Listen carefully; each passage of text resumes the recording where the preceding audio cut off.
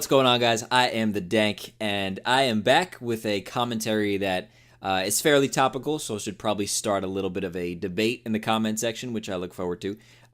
First things first, you probably noticed the brand new sexy little intro that I got in the beginning of the video. I really like this intro.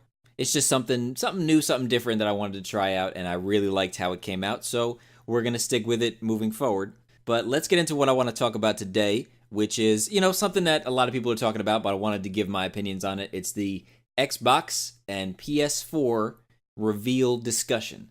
So, for anyone who doesn't know, which most of you probably do, the PS4 was fully revealed and details were released, and the same thing happened with Xbox. The new Xbox One was discussed more in depth with the games and the exclusives and the features and all that kind of stuff. Microsoft opened the day of conferences and Sony closed it. Now, most of you probably remember from when Microsoft had its very first Xbox reveal, and they mostly talked about the hardware and some of the internal features and the licensing and stuff. And that's when people started to get up in arms about, the DRM and all this other stuff. Like, let me say this real quick. A lot of people that use these terms are just kind of jumping on it because that's what they hear. If I asked a lot of these people what DRM is, they wouldn't know. They'd be like, well, I heard so-and-so say it. See, that's what happens on the internet. One person says something, and people just kind of jump on it and agree with it, and the train starts, and it's hard to derail that train of thought once it starts. So what Sony did is they came out and they really just pushed it right in Microsoft's face. They said, you can do whatever you want with your games. You can trade them in. You can buy them used. You can sell them. You can do whatever you want. They made cool little commercials kind of rubbing it in Microsoft's face. And that was good. That's a good strategy. But aside from a better price, they didn't really have too much else to hang their hat on. During the Sony conference, they showed teasers for Final Fantasy, which I'm a big fan of, and Kingdom Hearts 3. Dude, I'm smiling so big thinking about it right now. If there's one game that just defines why I'm such a huge fan of gaming and why gaming just has been a part of my life since I was little and since I was younger and will continue to be, is Kingdom Hearts. It encompasses everything I love about video games. It's fun. The story is great. The characters are great. The music is great. If you guys haven't played the Kingdom Hearts series, you are absolutely missing out. You really, really are. It looks corny on the front. Like I'm in my 20s and I'm sitting here saying that a video game with Mickey Mouse in it as one of the main characters is one of my favorite games of all time. Trust me, I understand how it looks and how it sounds from afar, but when you play it, man, it's incredible. It's an incredible game, an incredible series. So when I saw that during the Sony conference, I said, that's it. Sony just won. Final Fantasy, Kingdom Hearts 3, if those are Sony exclusives, Sony is winning right now. Cheaper price, exclusives that are just two amazingly popular franchises, much more freedom with what you do with your games. Right there, I'm thinking, okay, Sony probably won this. The conference started off kind of slow and dull. They didn't really come out swinging like I thought they would, but it picked up towards the end, and they were able to get their point across. But fast forward to today, and we find out that Kingdom Hearts 3 is not a PS4 exclusive, nor is Final Fantasy 15. And for some people that might not change a lot, but for me, that changes a lot. That really changes a lot. My PS3, as I have it now, it's broken. It doesn't even work right now, but when I do play it, it's for single-player games. It's for Uncharted. It's for the Batman Arkham series. It's for God of War. Those are the games I played on it, the single-player games. But my entire Call of Duty series is on Xbox. Battlefield is on Xbox. All the multiplayer games that I do and that I play are on Xbox. So if I find out that the single-player games that I do plan on playing in this coming generation of consoles are also going to be on Xbox, Kingdom Hearts, Final Fantasy, like I said, what's the point? Because let's look at some of the Xbox exclusives. Titanfall, made by Respawn Entertainment, with the founders of Infinity Ward, the people who made COD 4 and Modern Warfare 2. I'm not big on sci-fi shooters, really. That's why you've never really seen Halo on my channel. Although, I'm not against playing Halo. I actually might plan on doing something with that possibly in the near future. but sci-fi shooters, that kind of stuff was never really my bag. But the way they presented this and the way the multiplayer footage looked, also that in itself, the fact that they showed you multiplayer footage. You know, it's not like Call of Duty where for months they just tease you with single player stuff and, oh, look how great the lighting is, and oh, our revamped engine, like kind of, you know how they do it. And they save multiplayer till later down the road. But what Titanfall did is they came out and they said, this is what our multiplayer is.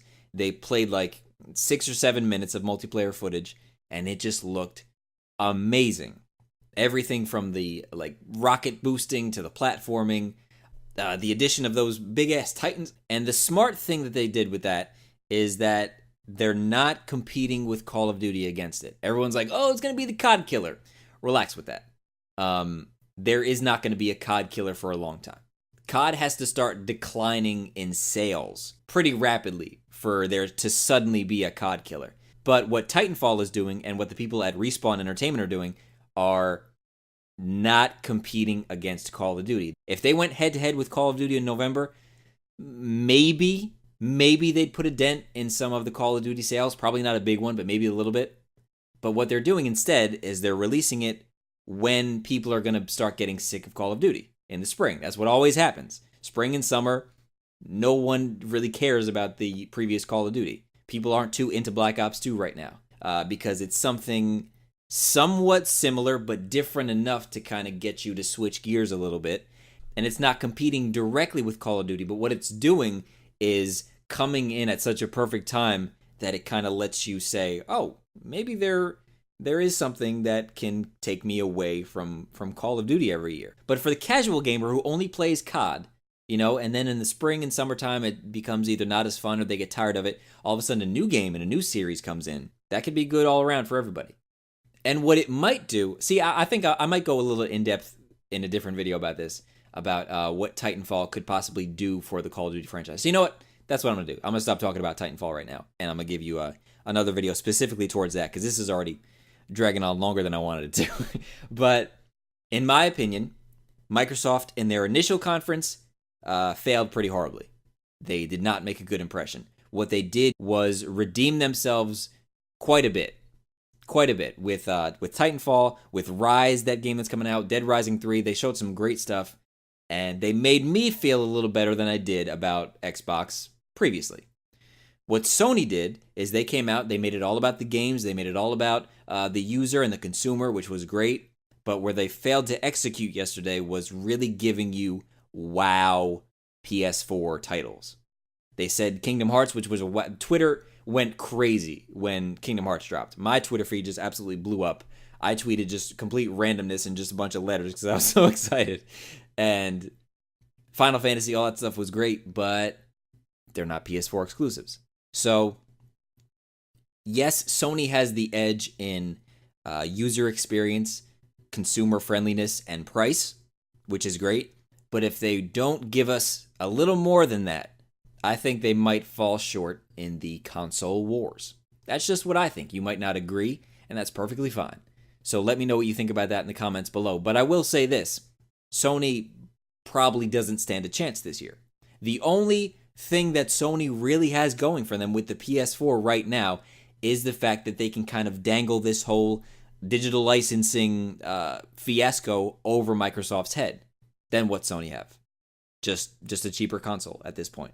And they also introduced a premium, what would you call it, annual membership, kind of like Xbox Live is for PlayStation Plus, which is fine. I'm cool with that because I don't really use multiplayer on PlayStation anyway. But I think that's a good move. But aside from that, I think Sony needs to give us something a little bit more, and I look forward to seeing what that possibly is in the next few months. But I hold no allegiance to either console, honestly. I enjoy games. I enjoy gaming. It's always been a hobby of mine, and it probably always will be for a long time to come. So whatever game happens to be on whatever console that I feel like playing, it really doesn't matter to me. I'm not trying to fanboy one way or the other. I have preferred Xbox as of late, just because I play so much multiplayer, mostly for, channel uploads and to play games with friends and stuff. And I don't have too much time for casual gaming, gaming just to game. That's usually what my PS3 was for, to play the single-player games that I just like playing in my downtime. But with lack of downtime, it's kind of hard to do that. So lately, I've been more of an Xbox guy. But at this point, honestly, it's anybody's ball game. And as it stands right now, I plan to buy the Xbox One first, and then I will eventually get the PS4 when needed or if necessary. So that's where I stand. Let me know where you stand in the comments below. I hope you guys enjoyed this commentary. I kind of set it up as a podcast kind of thing. Leave a thumbs up. It really helps, and it's greatly appreciated. And I definitely appreciate you guys sticking around and checking out the content. Thank you guys for watching. I'm the Dank, and I'll see you soon.